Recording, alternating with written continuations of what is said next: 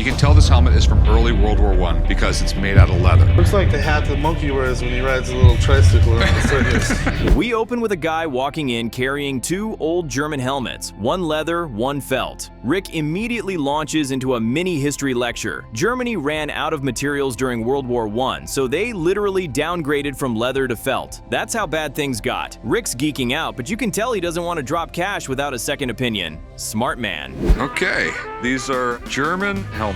What are the spikes for? Or they'd put the helmets on their head, they'd bend over and run into people. That's how they fought wars. When military expert Paul shows up, he starts tossing out German words like Pickelhaube, like he's hosting History Channel Live. One helmet's enlisted, one's an officer's, both are in surprisingly good shape. Paul values the set at up to $2,200 total. The seller wants $2,000, Rick offers $800. Tension spikes. Eventually, they meet at $1,050. Seller's heading straight to the blackjack table. I mean, priorities. The pickle is the spike, and the Haben is the hat. Then we get a strange piece of history, a World War II blood chit. Basically a silk patch promising a cash reward to anyone helping downed American pilots. It's got 9 languages printed on it, and Rick confirms it's real. Problem is, they made tons of these, so the rarity isn't there. Seller wants a couple $100. Rick starts at $40. Oof. Hey, how you doing? Just thought you might want to take a look at this. They belonged to my father. He was in World War II. They issued it to the air crews in case they had to ditch in enemy territory. The seller counters at $150, but Rick sticks to his guns. They finally meet at $75. And honestly, for a stitched-up silk promise from the 1940s, that's not bad. Rick even notes that it's already framed, saving him extra effort. So it's an easy flip. One man's emergency parachute patch is another man's payday. I'll give you $40. And I would come down to 75. So if you can meet me there, we have a deal. If not, I'm sorry, it's been nice, but I can't let it go for that. All right, I'll go $75 on it. Deal. All right, Thank you. Let's go write this up. Next up, the doors practically burst open with nostalgia. A collector walks in with a jaw-dropping Matchbox car collection. Nearly 1,000 cars, most in original boxes. Rick's mind is blown. The guy wants to pawn them for $20,000. Yes, a pawn loan, not a sale. Rick's understandably nervous, so he calls in Johnny, the toy expert. There's roughly 1,000 pieces, almost 600 of them in boxes. Matchbox is a huge company. I mean, there's a huge collector market out there for them. Johnny dives in and confirms it. This is the real deal. Original Coronation coaches, gray-wheeled tankers, king-size pieces, some individual cars worth over $1,500. Johnny estimates the whole collection at $25,000 to $28,000. But the owner? He thinks it's worth $75,000. Classic pawn standoff incoming. Matchbox came out in the late 40s, and they were really popular because they had a lot of detail, a lot of moving parts, opening doors. There was virtually no competition up until '68. Rick surprisingly offers the full $20,000 as a loan, but not before warning the guy like a dad giving life advice. Think carefully, this is a big loan. If you don't pay it back, these cars are mine. The guy shrugs. He needs the cash. Deal. Talk about rolling the dice with tiny metal wheels. It's a 120-day loan. You don't pick it up, the stuff's mine. Fair enough. So what do you want to do? I need the 20. All right, write them up, son. All right, man, deal. Thank you. Then, just when you think the episode can't get any more random, vintage Japanese arcade machines show up. Chumley's instantly obsessed. There's Dig Dug, Super Dodgeball, Yee-Ar Kung Fu, the holy trinity of button-mashing nostalgia. The seller wants $1,500 each. Chum's face says no way before he even speaks. I used to get my name at least on the top 5. That way it was like chum, chum, chum, chum. Like a chick magnet. Girls would go right after you. Negotiations get choppy fast. Chum offers $400 for all 3. The seller's eyes practically roll out of his head. They bounce numbers like they're in a pinball machine. Eventually, Chum ups it to $600 for all 3, and the seller grudgingly agrees. Lesson learned: never accept arcade cabinets as payment for freelance work. All 3, 1,000. Can't do it. 750. 600. 600. 600, all right, we'll do it. But nothing, and I mean nothing, can prepare you for the finale. A woman walks in claiming she has an Elvis Presley necklace. Not just any necklace, one Elvis himself placed around her neck. Rick's skeptical until she pulls out photos, letters, and documentation. It's real, and it's over a pound of solid 14-karat gold. Well, I kind of have a unique item, a necklace that was given to me by Elvis when I was a teenager. She wants $250,000. Rick practically laughs in disbelief. He acknowledges the gold value, around $13,000, but says selling it for Elvis value is nearly impossible. It's niche. He lowballs hard, offering just $20,000. Her face, pure shock, like he just insulted Elvis himself. I was offered a few years back $400,000 for it. Why didn't you take it? I didn't think the number was right. It's Elvis, it's iconic. It's iconic, but I don't think it's $400,000 iconic. She says she was offered $400,000 in the past but didn't take it. Rick explains that niche memorabilia like this doesn't have guaranteed buyers, even if it belonged to the king. She holds strong. Rick can't do better. The deal dies right there. It's a heartbreaker, but it makes for excellent TV. I'm sorry, there's nothing I can do for you. I understand. Thanks for bringing it in, though. I really appreciate it. Thanks a lot. Back in the shop, Old Man and Chumley are fighting over chips. Literally. Chum's dipping into the old man's snack stash, and a mini food war breaks out. Rick just ignores it, probably calculating gold prices in his head. But hey, it's not Pawn Stars without a little snack-fueled chaos. You gotta be quicker than that, Chumley. Just leave it alone, Chumley. And this is mine. I'm taking it. Man, just dip your chip into this and get out of here. We kick off with a guy holding something that could have flipped World War II upside down. Battle plans from the Normandy invasion. These aren't just military papers, they're labeled top secret and could have single-handedly altered D-Day if they'd landed in the wrong hands. Rick's face lights up like a kid seeing a tank. I have some battle plans and after-action report from the Normandy invasion. But hold on, Rick notices some of the documents are post-battle summaries. That changes everything. Value hinges on when they were printed. If they're pre-battle plans, we're talking serious collector gold. If they're post-battle wrap-ups, less impressive. Rick calls in an expert because he's not dropping thousands without confirmation. Smart move. When these were printed, it's going to be much cooler if we have actual pre-battle plans opposed to a synopsis of what happened afterwards. Okay. Rick's military expert arrives to evaluate those D-Day battle plans and right away confirms the post-battle docs aren't as rare. But then, plot twist, he opens another folder and finds actual pre-battle orders, complete with landing instructions, top secret stamps, and drop zone maps. Rick's jaw nearly hits the counter. This has a lot of maps and things like that in it, and I'm wondering if that is pre-battle or post-battle. Operation Neptune was the Allied airdrop into France. Turns out, pre-battle documents are extremely rare, because if Nazis had gotten a hold of these, the entire war could have changed. The expert is stunned. These are archival level pieces. But here's the catch, they're also super fragile. If you even breathe on them wrong, they disintegrate. No framing, no displaying, just acid-free storage forever. Okay, so they're pretty damn rare. Yes, these kinds of documents are going to be in places like the National Archives. Rick realizes that makes them unsellable, and if Rick can't sell them, he ain't buying. He respectfully turns the guy down. Honestly, one of the hardest passes he's ever had to make, but totally the right call. Unfortunately for me, I can't take them if I can't sell them. I mean, I'm a business here. I'm not a museum. Okay, absolutely. Thanks for bringing them in. All right. Meanwhile, Corey faces a walking piece of nightmare fuel. A guy walks in holding just the head of a 1978 Stretch Serpent toy. No body, no packaging, just the head. Apparently, the guy tore the heads off toys as a kid and kept them. Therapy, anyone? It's the head of a Stretch Serpent toy. Huh. Yeah, when I was a kid, when the toys broke, I pulled the heads off and kept the heads of the toys. Here's the kicker. Corey realizes even in its dismembered state, this toy head could be rare, like $12,000 rare if it were whole. The seller wants $2,000 for just the head. Corey's face says, absolutely not, but he still offers $300. They dance a little and finally land on $500 for a decapitated serpent toy, only on Pawn Stars.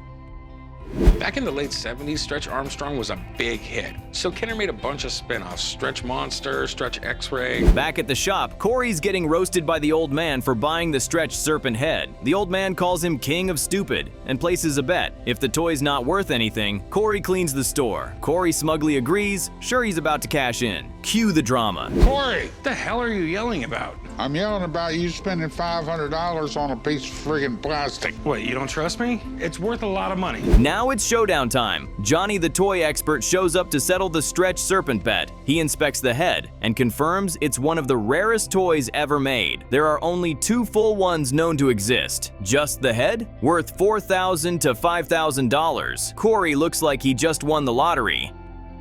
I had a Stretch Armstrong in the early 70s, yeah. Well, this came out the end of the era. This is the head of a Stretch Serpent. The old man is stunned into silence. He lost the bet, and that means one thing. He's cleaning the shop. As he begrudgingly grabs the Windex, Corey's grinning ear to ear. Rick's just amused someone made a profit off half a toy. Only on Pawn Stars can $500 for a severed snake head turn into victory. So this is like the holy grail of Stretch Armstrong stuff. Yeah, the guys who collect these aren't going to argue too much with price because they know how rare these pieces are. Next, a man comes in with a leather football helmet from the early 1900s. Rick gives a full breakdown of how guys used to play with no pads, no rules, and basically no concern for skulls. The helmet's in great condition but has no famous player or team tied to it, so the value takes a hit. My grandfather gave me this helmet. It's a football helmet. What fit you? No, my cranium's extremely large. It's for that huge brain of yours. The seller wants $500, but Rick offers a cool $100. The guy pushes back, and after some awkward haggling, Rick agrees to $130. It's a bit of pawn shop hustle, but the seller's happy to walk out with cash instead of more dust in his garage. I'll give you $100 for it. How about 130? No more haggling. All right, 130. Then a guy shows up with Franco-Prussian war saber bayonets, claiming they're from the 1870s. Rick dives into a history lesson like it's his side hustle, explaining these blades could be knives, swords, and bayonets all in one. Very Zorro meets Battlefield vibes. We have a pair of saber bayonets from the Franco-Prussian War. I got them from my father. Problem is, they're a little too clean. Rick quickly notes they were probably made after the war, which knocks their value down. The seller wants $500. Rick offers $125. They do the haggling shuffle and eventually land at $130. Same price as the helmet. Coincidence? Probably not. Those are the armories they came from. And a lot of times they'll have a date with them. This one has 1873. Yes. Okay. And this one is dated 1871. We open with a man holding something that could change military memorabilia history. A photo album from General George Patton himself. His grandfather served with Patton and took classified photos during World War II. One copy went to the Patton family, one to the War Archives, and now this one shows up at the pawn shop. Rick is buzzing. Hey, how's it going? What do we got here? Got a George Patton photo album from World War II. Where in the world would you get this? My grandfather was assigned to Patton for 3 months during World War II. Rick flips through the album like a kid on Christmas morning. Eisenhower, de Gaulle, even classified photos from the Battle of the Bulge. The guy wants $10,000. But Rick's no fool. He needs to know it's authentic. So he calls in his expert buddy Dana to dig in and separate military gold from glossy photocopies. I have to take my hat off to your grandfather, for Patton was not an easy person to be around from what I understand. Very outspoken. Back at the shop, the Patton photo album expert arrives and delivers a gut punch. That signature on the front, it's not real. It's part of the photo print. Rick looks like someone canceled Christmas. The album's still valuable, but the autograph was the jackpot, and now it's just a maybe. Wow, this is kind of fascinating. So what are your concerns about this piece? It's one of those weird things. I mean, they're government photographs, so they're not copyrighted, most likely. Uh-huh. I mean, we have an autograph picture on the front by Patton. Oh, wow. Dana explains some of the photos are already public and archived, meaning it's hard to determine rarity or value. Still, World War II collectors would love it. Rick, always cautious, offers a mere $500. The seller refuses, not wanting to be disowned by his family for underselling Grandpa's legacy. No deal. As far as the value of the images, starting with the first one that is signed in the photograph, I need to make sure that it's actually signed by him, because if this is real... Next up, a man walks in with a luxury 1800s French travel kit loaded with sterling silver. We're talking razors, bottles, brushes, everything you'd need if you were traveling first class by horse and boat. Rick is stunned, especially when he realizes it's 950 grade French silver. Yeah, not your average toiletry bag. Got this old travel kit. Whoa. That there be a lot of silver. The customer wants $10,000. Rick throws out $6,000, calling it a hard sell. After some tense back and forth, they shake hands at $6,500. Not bad for something that was literally collecting dust in an attic until someone's aunt cleaned out a house. Talk about cashing in on old hygiene. How much did you want for it? Give me 10,000, we'll make a deal. I'm not thinking that high. I'll go 6. A lot of the times... 8,000 would be split in the difference. I'll go 6,500. All right, I don't have anything invested in it, so I think we got a deal. Okay, 6,500. Then we meet the tiniest boots you've ever seen. Autographed jockey racing boots worn by legendary Willie Shoemaker. Size 1. Seriously, Rick's immediately impressed but skeptical about the faded signature. The seller wants $4,000, but Rick isn't paying that unless he gets confirmation they're legit. Cue the signature expert. I have a pair of jockey racing boots autographed by Willie Shoemaker. That is one little boot. In comes Drew, the autograph forensic master. He examines the pen strokes like a CSI detective, figures out the S is authentic, notes every pen lift, and finally declares it's real. Race-worn and signed. The value could be huge, but the faded ink is a problem. Cue Rick's lowball instincts. This is what I called you about. Okay, well, these are definitely horse racing boots, that's for sure. Willie Shoemaker, okay? Yep. Heard of him? I definitely heard of him. Willie Shoemaker is probably the most famous of all the jockeys. He won his first pro race when he was like 17. The negotiation is rocky. The seller starts at $1,250 after the expert's approval. Rick counters with $500. They go back and forth, and even though the seller begs for $800, Rick holds firm. Eventually, the seller gives in at $500. Defeated, but realistic. Sometimes the market just doesn't care about tiny shoes. How much were you looking to get out of them? Thinking more like 800. I'll go 500 bucks. It's what I have to go through to sell them. I have to get them framed. 600. I'll go 500 bucks. If that was dark, I would pay you 1,000. No problem. I can do that. All right, 500 bucks. All right. Suddenly, Rick and Corey hit the road to look at something wild. 175 collectible liquor decanters. This woman has an entire garage packed with them, sorted into categories like animals, states, war history, and Greek mythology. It's like a bourbon-themed museum exploded. So this is why I called you. Wow, you got a lot of booze here. Want to crack one open? I'm all right. She wants $4,500, claiming one decanter alone is worth $1,200. Rick's having none of it. He offers $500 for everything. The woman tries to meet in the middle at $600. Rick grumbles but agrees. Corey just looks exhausted thinking about boxing them all up. How much were you looking to get out of them? I think a fair price to ask is $4,500. Make me an offer I can't refuse. Like 500 bucks. What do we say we go $1,000? I'd give you 500 bucks for all of them. $600? We have a deal?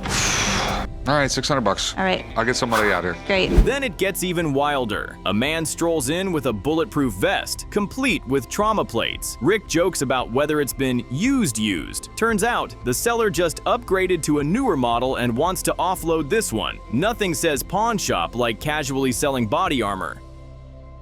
I have a bulletproof vest with an inner and outer carrier and 2 trauma plates. Do you ever get to use this thing? Yeah, I use it for work. No, I mean use it. No. Luckily. Rick breaks out the Kevlar knowledge. Who knew it was originally for tires? He checks the expiration. Yes, these things expire like milk, and agrees to $150. The guy wanted $300, but walks away happy, and hopefully not shot. And how much you want for it? $300? They only cost like 500 bucks. No. I paid $756. I have the receipt too. $756. Yeah. The least I can take will be like maybe $150. Yeah, I'll give you $150 for it. All right. All right, you want to write them up for me? And finally, Rick regrets his earlier drunken decanter deal. Turns out 10 more boxes are arriving, and now the shop is drowning in glass cowboy bottles and Greek whiskey heads. Corey just shakes his head. Chumley's probably already picking one to take home. This is the chaos we love. What do we got here, Rick? A lot of Jim Beam bottles. I sort of got some buyer's remorse over it. Ain't that the damn truth? Yeah, but we got like 10 more cases of those things coming in. Rick kicks things off in full panic mode. He bought a classic 1957 Chevy for the old man's 70th birthday, and now he's sweating bullets because it's nowhere near finished. He's got a full-blown party planned, but the mechanics are still fiddling with bolts like it's a science project. Rick's confidence hanging by a thread. We'll make that party, they say, but Rick's face says he's already planning backup biscuits and gravy. What's going on here, guys? I mean, this thing's supposed to be done in 3 days. A few months ago, I went a little overboard buying a 57 Chevy and having it restored for the old man's birthday. Then walks in a guy with something straight out of James Bond, a freaking pistol ring. Yes, a legit 1800 6-shot revolver that fits on your finger. Rick is floored. The old man can't stop chuckling at how it'd piss someone off at a poker table. The seller wants $9,000, and Rick's tempted, but you can already feel the wheels turning. Is this rare piece real, or just Hollywood fantasy? I'm here to sell my ring pistol today. Ring pistol? Yep. Damn, I've never seen one of these before. Rick dives deep into the mechanics. Penfire bullets, sterling silver, expert machining. This ain't some backyard gimmick, it's art, and dangerous art at that. Rick's practically drooling, but you know how he rolls. He calls in an expert before dropping serious dough. The suspense, palpable. Do you know the date of manufacture on this thing? The late 1800s, that's what I was told. Probably earlier than that, because this is Penfire.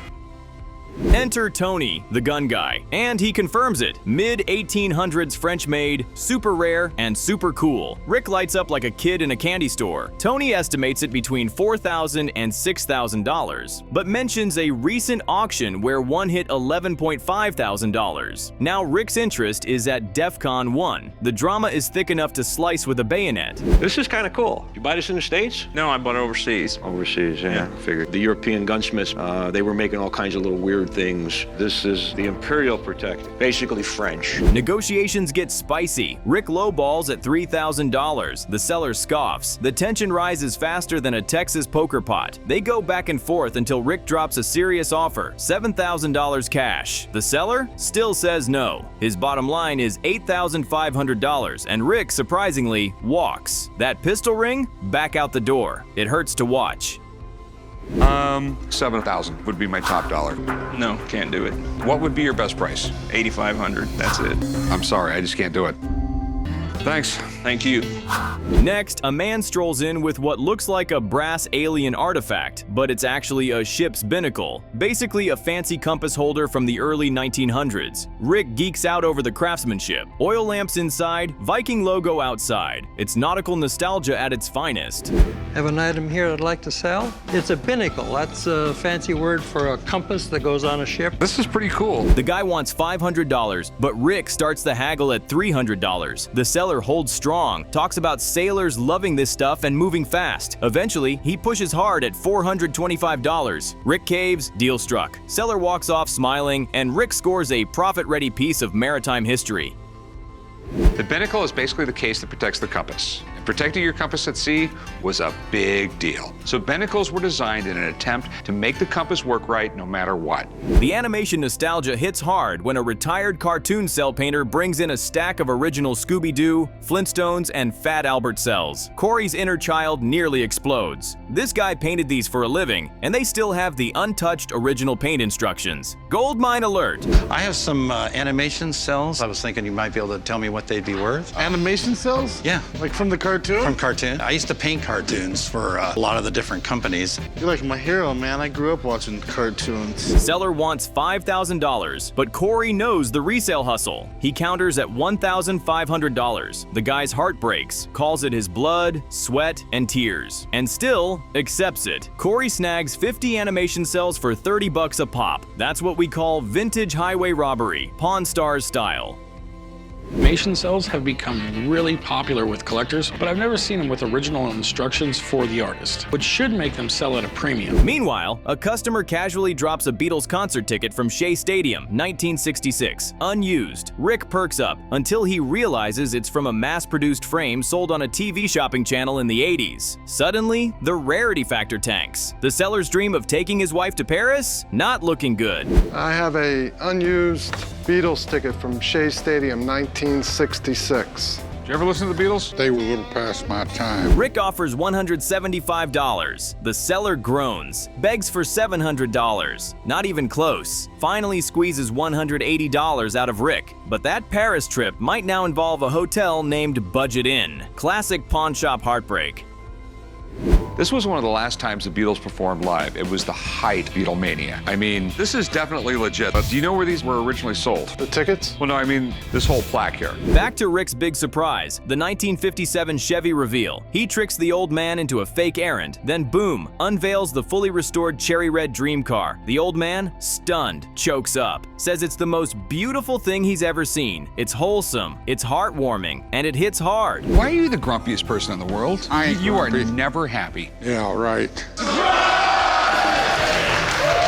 The team walks him through the rebuild, rust removal, frame repair, a roaring LS1 engine, pristine dash, fresh upholstery. The old man is floored. I don't like it, he says. I love it. That car is his teenage dream reborn. This is the kind of scene that makes you tear up, then immediately crave a cheeseburger.